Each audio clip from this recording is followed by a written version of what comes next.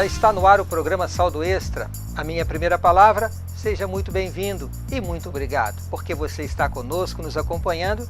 Na verdade, estamos aqui a cada semana pensando em você, trazendo algo novo que vai ajudá-la a cuidar bem das suas finanças, cuidar bem do seu salário e ter uma vida feliz também no aspecto financeiro. O tema de hoje é informações econômicas. Nós queremos abordar um pouco sobre esse tema. Será que ele é tão importante para nós? Será que temos que conhecer realmente o que está acontecendo na economia do nosso país para fazermos as nossas decisões, as nossas escolhas, o nosso planejamento? Acompanhe esta matéria.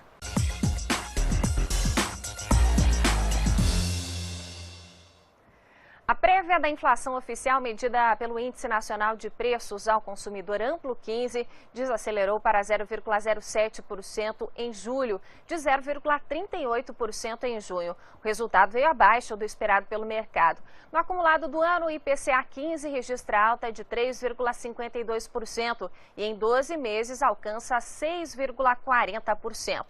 A agência de classificação de risco Fitch confirmou a nota do Brasil em BBB no patamar de grau de investimento. A perspectiva é estável, o que significa que o rating não deve ser rebaixado ou elevado na próxima avaliação.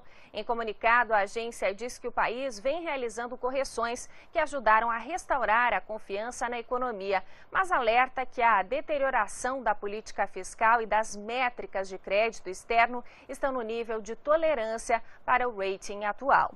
O crescimento do crédito de 34% para 54% do PIB nos últimos anos tornou o tema prioridade para as empresas.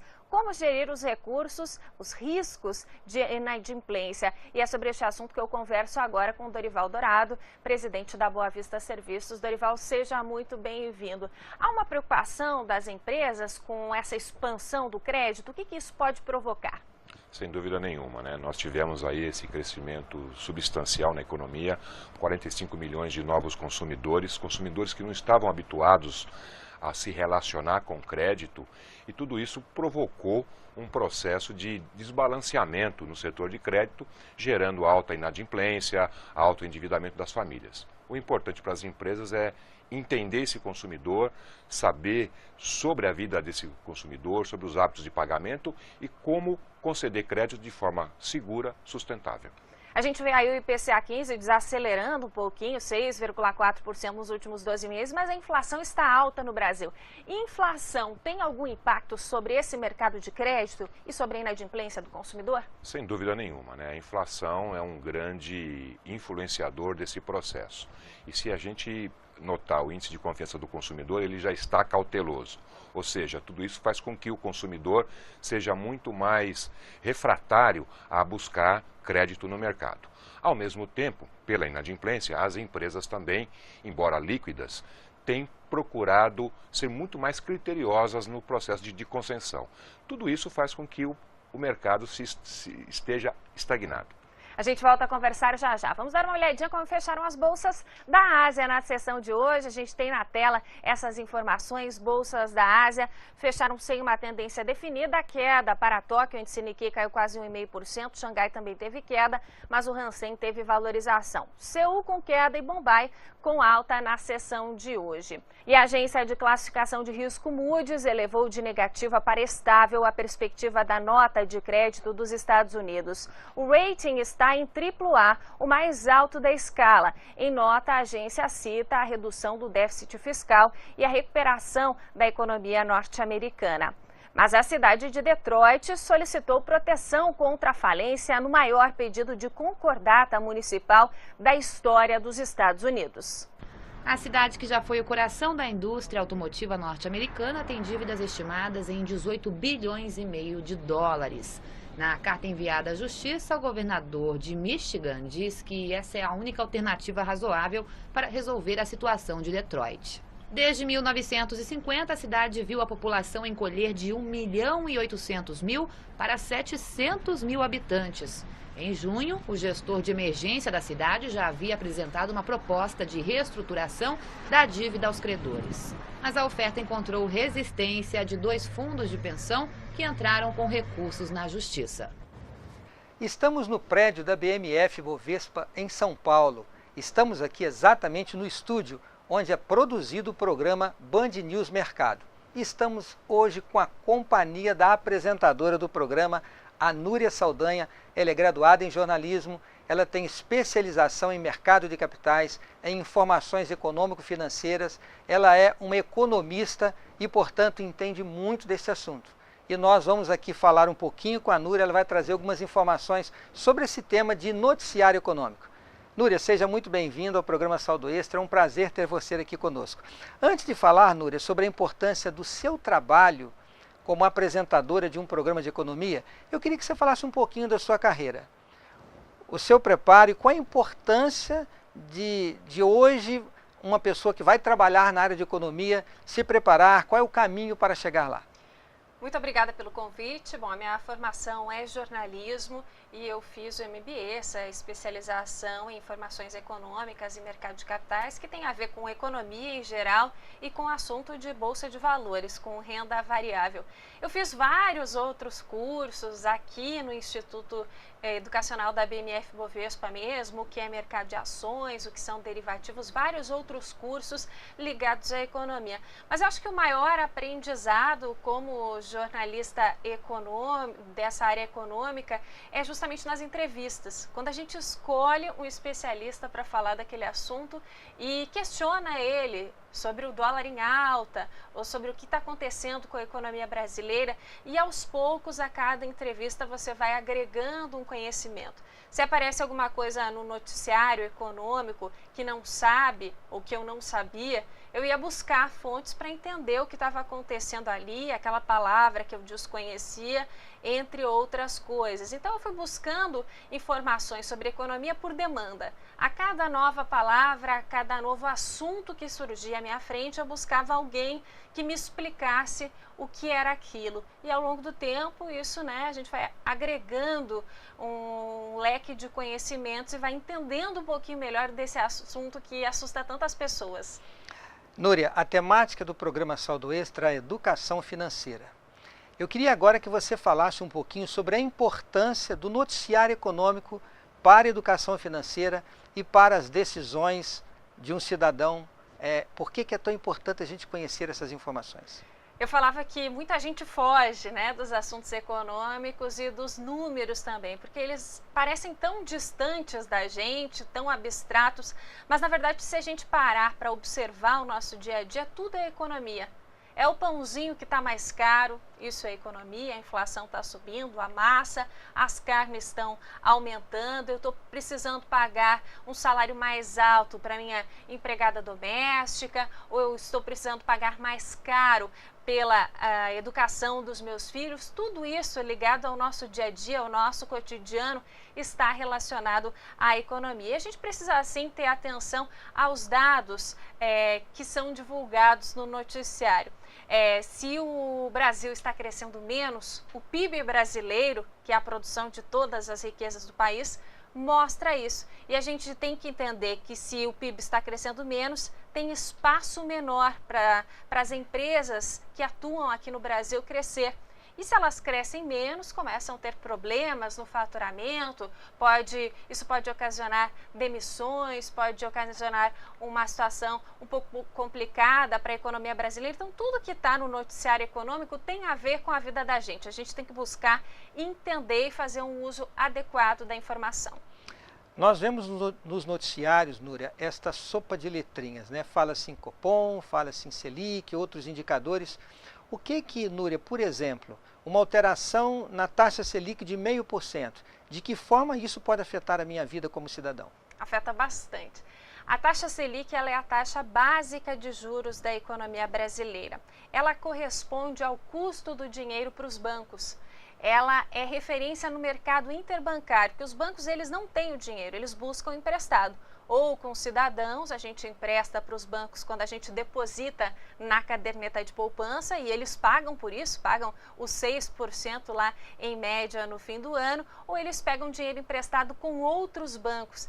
E essa remuneração tem como base a taxa Selic, se ela está em 7,5%, 8%, 9%, é essa remuneração.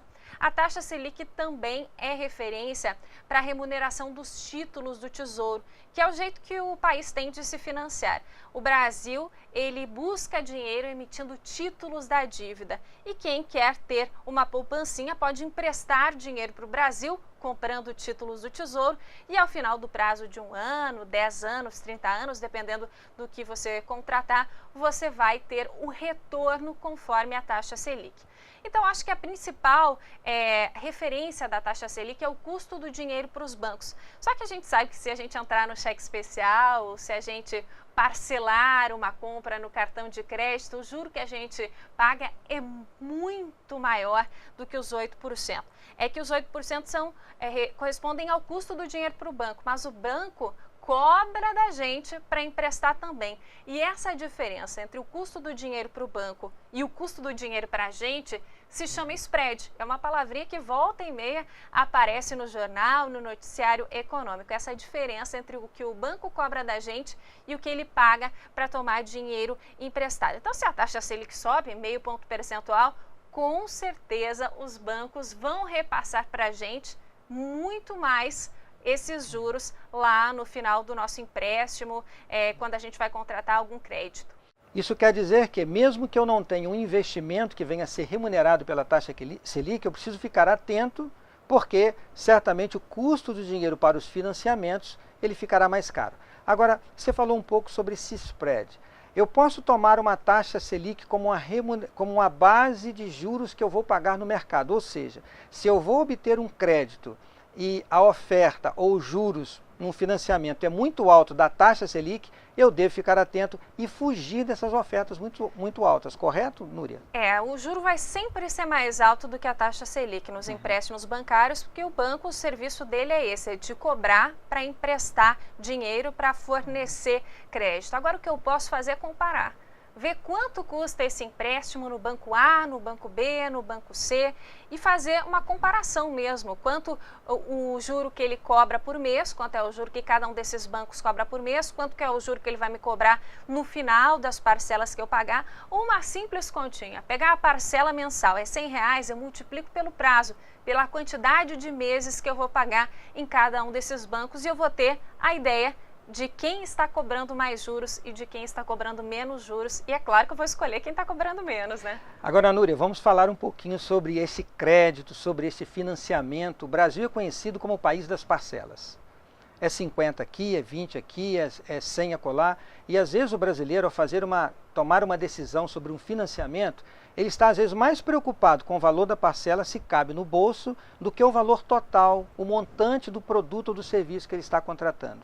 Núria, até que ponto esse endividamento da população, esse parcelamento generalizado está prejudicando a qualidade de vida, a estabilidade financeira da população brasileira? Prejudica muito. Os especialistas, os economistas costumam dizer que a gente não pode comprometer mais do que 30% da renda familiar com o pagamento de dívidas. E aí, é claro, se a gente olha só para a parcela, eu compro algum bem que é R$50 por mês, daí eu faço mais uma parcela de 100, daí eu faço mais uma de 200, daí tem a do meu carro que é 500, e quando eu vou ver, esse valor ultrapassou em muito metade da renda mensal familiar. E a gente esquece que a gente tem que continuar cuidando da educação dos filhos, cuidando das contas da casa, que a gente precisa se alimentar. E quando o brasileiro ele só olha para a parcela e não olha para o que ele está comprometendo da sua renda, quando ele pensa só em comprar e não se planeja para isso,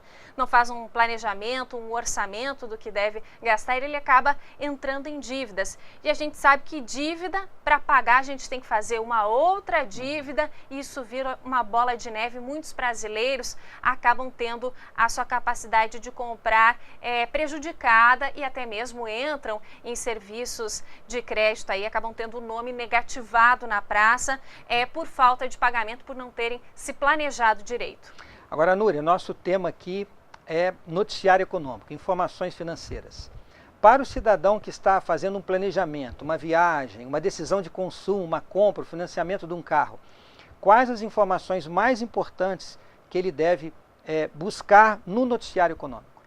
Para quem vai viajar, tem que olhar o câmbio, né? o preço do dólar. Se eu me planejei para fazer uma viagem com um dólar um pouco mais baixo e agora o dólar subiu muito, eu vou ter que me dar conta e colocar na ponta do lápis o quanto eu vou gastar mais só por essa alta do dólar, né? Então esse eu acho que para quem viaja é o primeiro passo, a primeira informação que tem que ser olhada. Agora, quem quer entender um pouquinho da economia brasileira precisa olhar os números do PIB, da produção de todas as riquezas do país, o quanto esse país está produzindo, o quanto o Brasil está crescendo em relação a outros anos. Dá uma olhada no cenário de emprego e desemprego, né? Quando o índice de desemprego começa a crescer muito, significa que as empresas estão passando por dificuldade. Quem sabe a empresa que eu trabalho também não está passando por essa dificuldade. Tem que ficar atento e já guardar dinheiro, né? Poupar pelo menos 6 meses de salário para estar garantido nessa questão. E taxa de juros, quando quer contratar empréstimo, tem que olhar taxa de juros e comparar entre um banco e outro. Vale até pechinchar, viu? Muitas vezes o brasileiro fica com vergonha quando deve para o banco ou quando vai buscar um empréstimo. Esse é um negócio do banco. O que ele quer é te vender, o que ele quer é te emprestar dinheiro e cobra por isso. Se não conseguiu pagar a parcela, vai lá no banco, negocia com o gerente. O banco quer receber também. Não sinta vergonha dessa dívida, não deixe chegar numa bola de neve, que aí a situação piora bastante. Núria, você falou aí de planejamento, você falou orçamento, você falou poupança.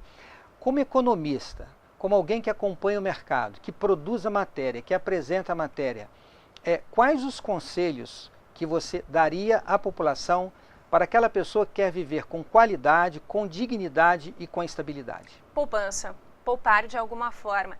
Se você escolher a poupança mesmo, a caderneta de poupança, destine pelo menos 10% da sua renda mensal para poupar, ou o título do Tesouro, que também é renda fixa. Quem tiver um pouquinho mais de conhecimento ou quiser conhecer, tem empresas na Bolsa Brasileira, você pode comprar ações dessas empresas, se tornar sócio dessas empresas, pensando sempre, é claro, no longo prazo, porque Bolsa é um investimento de risco e de longo prazo, porque afinal de contas a gente sabe, né, a expectativa de vida dos brasileiros era de 60 anos, até muito pouco tempo.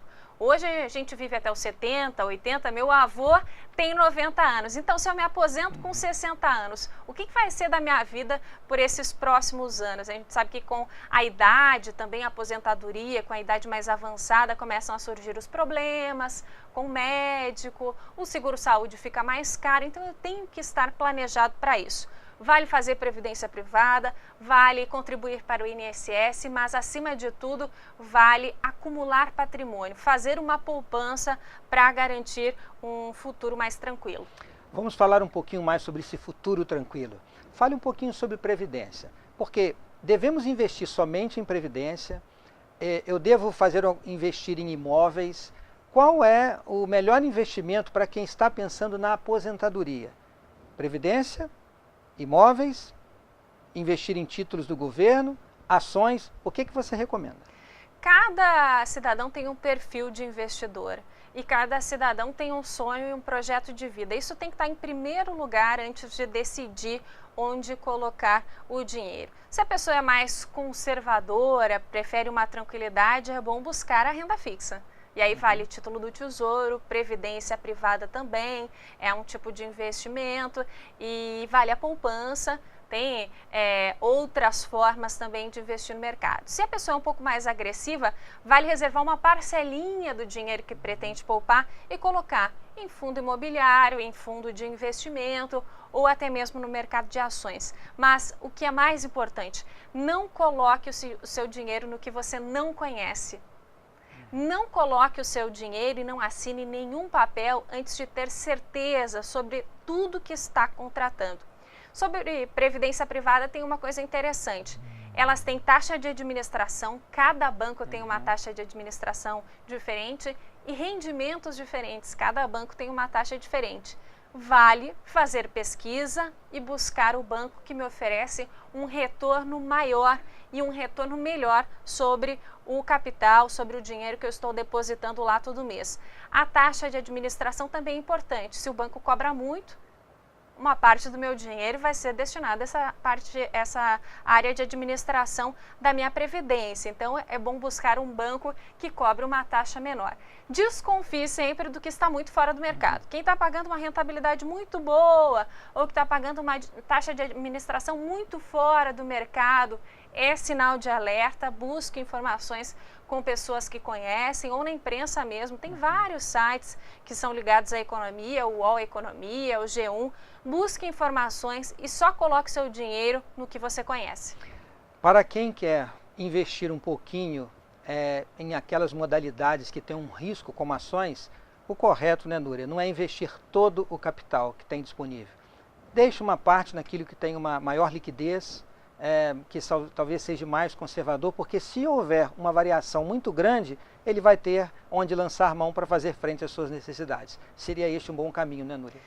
Reserve uma parte do dinheiro que você não vai precisar. E quem escolhe uma área de investimento de risco, como é o caso da renda variável e do mercado de ações que você falou, tem que estar ciente de que pode perder todo aquele dinheiro. Ele está arriscando o dinheiro em busca de um rendimento mais alto, mas também corre o risco de perder aquele dinheiro. Então não coloque na renda variável o que você vai precisar para tratar da saúde, para cuidar da sua família, mais lá na frente. Escolha empresas que têm uma administração sólida, que têm uma história sólida ao longo do tempo. Temos grandes empresas brasileiras e coloque seu dinheiro naquilo que você acredita e conhece o produto. Tem informações hoje com a internet, com a televisão. Aqui no Saldo Extra você está sempre também dando informações a respeito de finanças pessoais. A gente tem que buscar informação e não colocar o nosso dinheiro onde pode ser uma cilada. Núria, como o nosso tema é noticiário econômico, eu tenho uma pergunta a fazer para você. Nós vivemos numa sociedade muito consumista e muito materialista. A mídia, de uma forma geral, ela vive patrocinada pelo mercado. Como que você, uma jornalista no mercado econômico, apresenta uma matéria para a população? Porque os patrocinadores mantém a mídia, mantém os canais de comunicação. Por outro lado, você como uma jornalista, como profissional, precisa orientar a população que caminho seguir. Como combinar aquela informação que vai traduzir num aspecto prático positivo para o cidadão, sem comprometer a manutenção de uma estrutura muito capitalista e muito materialista. Eu acho que a primeira coisa que o jornalista tem que ter é responsabilidade com a informação. Você não cria uma história a respeito de uma empresa para prejudicar a empresa sem responsabilidade. Você tem que investigar a fundo e ver se o que estão falando daquela empresa, se o que aconteceu com aquela empresa de fato prejudica os cidadãos comuns para divulgar. Por outro lado, eu nunca tive assim problema, pelo menos no Band News Mercado e dentro do Grupo Bandeirantes, de alguma censura. Eu sempre coloquei a notícia de forma a orientar o telespectador. Se tem problemas nas ações de um grande empresário brasileiro, se aquelas ações estão sob suspeita, eu tenho a função como jornalista de dizer para o meu telespectador que tem boatos em torno daquela ação, que tem informações sendo averiguadas ainda, que aquilo é um investimento de risco, que as ações oscilaram muito bruscamente. No Grupo Bandeirantes eu nunca tive problema assim, mas a gente sabe que na mídia em geral essa questão de patrocínio e notícia às vezes fica um pouco complicada. Então, olhe bem, né, se na página seguinte daquele jornal ou daquela revista não tem uma publicidade, uma propaganda daquela empresa que está sendo muito bem falada na página anterior. O consumidor, o brasileiro tem que estar sempre atento. Nós encontramos, portanto, Núria, podemos dizer assim, informação com qualidade e com responsabilidade. O que nós devemos fazer é pesquisar por nossa própria conta, certo? Olhar as opções que nós temos, buscar a informação correta para fazer a melhor decisão. Núria, eu quero lhe agradecer muito por você estar conosco, dedicar uma parte da sua agenda tão importante e trazer esses conselhos para nós. O nosso desejo da nossa equipe, que Deus lhe abençoe grandemente, a sua carreira, o desenvolvimento da sua vida, sua família, e que você continue fazendo esse jornalismo responsável que é tão importante para o bem-estar do cidadão brasileiro. Obrigada. Eu quero agradecer a você mais uma vez. E quero, ao concluir agora, fazer contigo aqui mais uma reflexão. A Núria falou de orçamento, ela falou de planejamento, ela falou de poupança, pensar no futuro. Não se esqueça, a vida que você terá no futuro depende das escolhas que você está fazendo hoje, das decisões que você está tomando hoje. Se você quer viver com qualidade no futuro, você precisa hoje escolher o caminho certo. Isso serve para a educação dos seus filhos, para o cuidado da sua saúde e também para a sua vida financeira. Lembre-se desses conselhos que a Núria deixou aqui para a gente, reafirmando aquilo que estamos aqui fazendo a cada semana. Agora não se esqueça, meu amigo, de que nesta vida precisamos da ajuda divina. Não se esqueça de buscar a bênção de Deus. Ore ao Senhor e Ele certamente vai lhe dar sabedoria para você buscar a informação certa e tomar a decisão certa para a sua vida. Muito obrigado por você estar ao nosso lado e temos um encontro marcado aqui na próxima semana e eu estarei aqui esperando por você. Um grande abraço e que Deus lhe abençoe.